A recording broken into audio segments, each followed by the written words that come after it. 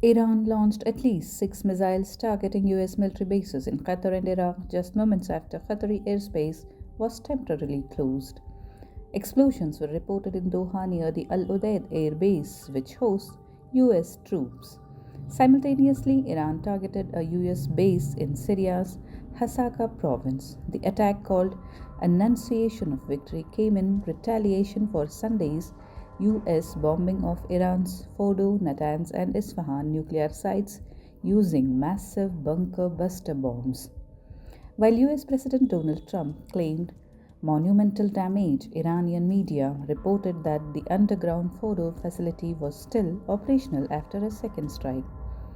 Israel also entered the fray, launching coordinated airstrikes in six Iranian airports and missile depots, particularly in Kermanshah. In response, Iran fired missiles and drones, warning Washington that it now had a free hand to hit back. In a major geopolitical move, Iran began closing the Strait of Hormuz.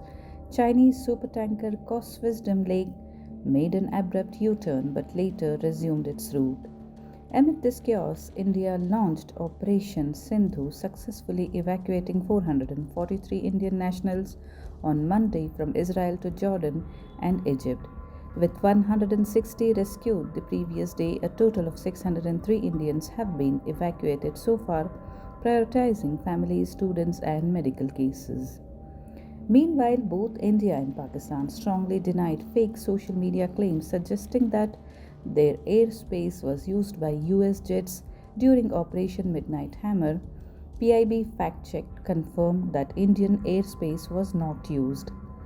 The region remains on edge, with missiles in the sky, tankers turning back, and civilians caught in the crossfire.